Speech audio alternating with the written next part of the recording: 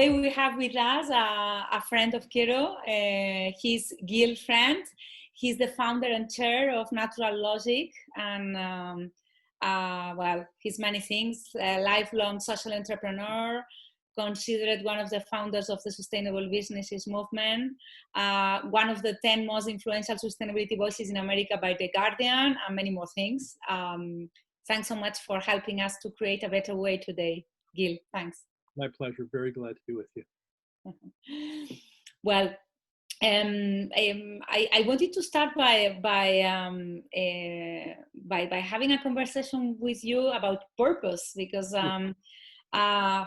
you were just telling me before we started about all this need of adapting to change, no? That we are quite obsessed with the trend watching of the future, and then life is changed. No, you were reflecting a bit on that with me. If we speak about purpose, I mean, we've had so many conversations with you and with our colleagues there in sustainable brands in the States about purpose. Mm-hmm. How do you think that the reality has been, no, regarding purpose and companies? This is an important area of a lot of action and change, as you know. This purpose has become a central part of the business conversation in the last few years. Some of us have been talking about it for much longer than that, but it's come to the table now. And more companies talk about purpose. We had the Business Roundtable Declaration last year, where 180 some odd companies signed on and said we have a broader purpose than just economics. So that's good. There's progress there. And it's a very provocative declaration because it opens up all sorts of doors and nooks and crannies and, you know, things in the attic and things in the basement that people weren't talking about before. Is it enough? No. But that would be my answer for anything having to do with business and sustainability. Yeah. Or governments and sustainability, or people and families and sustainability. I include myself in this. Do I do enough? No. Am I living fully in alignment with the values that I hold? No, because it's very hard to do in this world. It's very hard to be impeccable about sustainability when the entire society is organized in a different direction. In the case of businesses, it's even harder because, you know, first of all, it takes courage from leadership. This is really a question of someone declaring, we will do this even though we don't know how to do it. Even though we can't be certain of the outcomes. And that's difficult since, you know, if you're a public company, the investment analysts are watching you. They want to know what you're committed to. They want to know that you're going to be able to deliver what you promise. And we're here, all of us together, in a job of creating a new world together. By definition, that's uncertain. It cannot be otherwise. So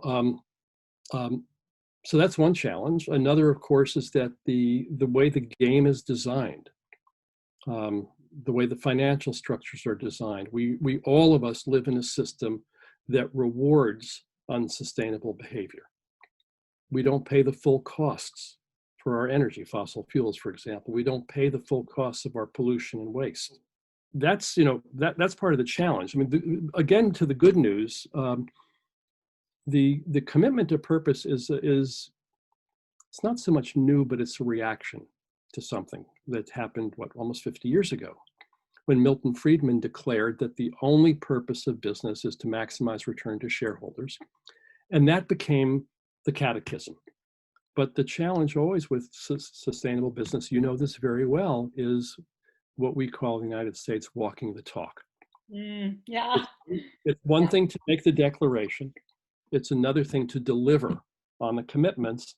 And I'm sorry to say that if we look across the world at companies who have made purpose commitments, climate commitments, diversity commitments, what have you, very few are meeting those goals. I agree with you, Gil. I agree with you. And it's very clear what you were saying and very insightful, no? Because effectively we were confused about the cost and the purpose, you know, and yeah, bringing it to the walk the talk and speaking about purpose, and in line with this, sometimes not all the time, but sometimes in our work, I have the feeling that companies want to spend more time, or tend to spend more time in defining their purpose than in really after that activating it. No, sometimes, I mean, that's the day-to-day I see sometimes, no, and I understand that we need to have a really compelling dream that brings everybody together, no, but sometimes I have that feeling. I mean, has this happened to you ever, or how do you feel it? Because I think that we need to put a lot more energy into the activation and a lot more thinking, and maybe just taking a bit from the definition, just taking a bit and putting it into the activation. I don't know if you've ever thought about that, or you had that conversation. You have to have a perfect statement, or you have to have one that's good enough. Oh, exactly, good enough. It needs to be, clear and strong enough that your organization is activated around it, that people are motivated by it, that people say, yes, I agree with that, I am for that, I am working for that. And it's going to depend on the culture of the organization. In some organization, it's going to be a chief executive officer who says, this is where we're going, follow me, or don't. Yeah. But I've decided, and this is where we're going. In some organizations, it's much more participatory, maybe bottom-up creative process involving many people. But for an organization that already exists, there's a purpose that is implicit already there. Stafford Beer, the great management cybernetics pioneer, used to say that the purpose of an organization is what the organization is there to do. So maybe it's that simple. Good. So I'm much more in favor of a kind of continuous iterative improvement process. Let's state it the best we can, get to work, see how it's working, see if we can refine it, sharpen it, expand the boundaries, elevate the aspirations, make it more inclusive, ground it always in the biological test. I mean, for me, the purpose conversation is in a way very simple. It's are we talking about life in service of business, which is what the world we have lived in has been? Or are we talking about business in service of life, which is where the world of the future and the world that we're all trying to generate together could be? Well, in a way, when you speak about an iterative process, you are speaking about get to the doing quicker, in a way, no? In a way, you say that, yeah. And get to the doing and learn from the doing, not just learn the philosophy. Exactly.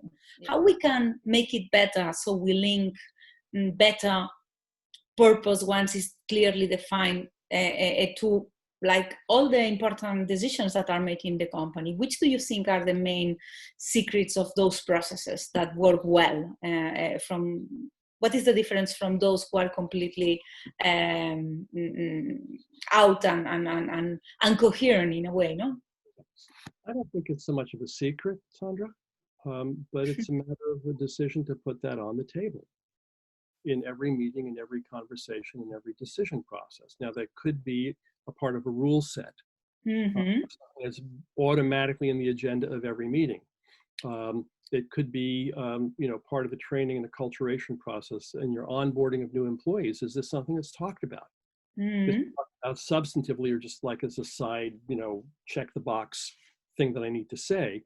Another question, Gil, I wanted to ask you, from your experience, how do you see now the link between purpose and SDGs? I mean, how we are doing at companies, how we can make it better, no? Sometimes I may have a bit the feeling that sometimes we do things and then at the end of the year for the report and so on, we say, okay, which are the SDGs we are touching? Are these, and these, no? It's a bit, and you were speaking about the creativity for employees, no?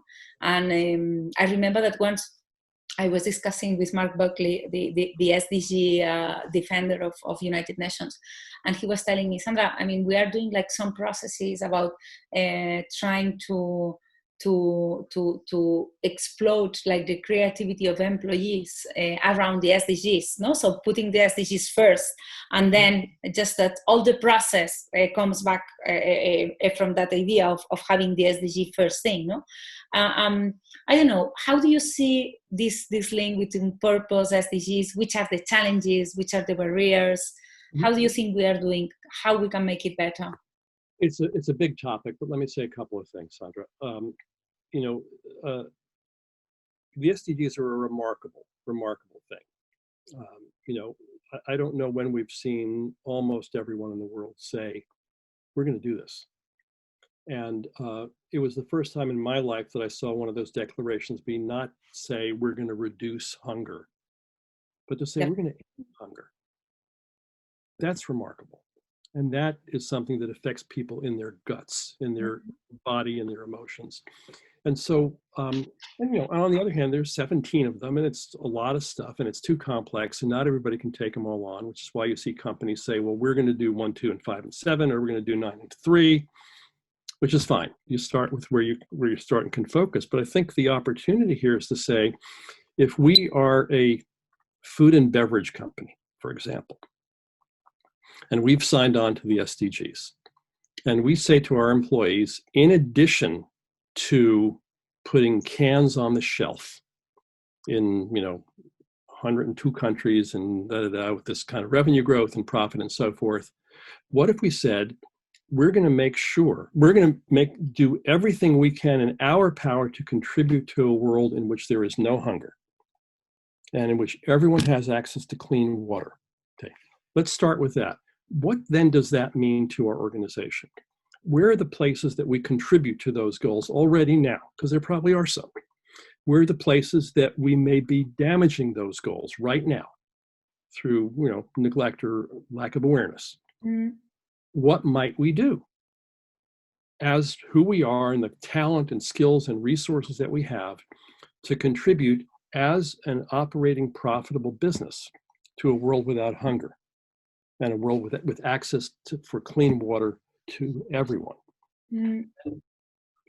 Seems to me those are pretty powerful creative challenges. And if you frame the conversation well, and this is something we've done with our clients again and again, is engage multi-stakeholder teams from multiple departments, sometimes from multiple players in the supply chain, to ask those questions together. The diversity of the working groups is a really powerful tool.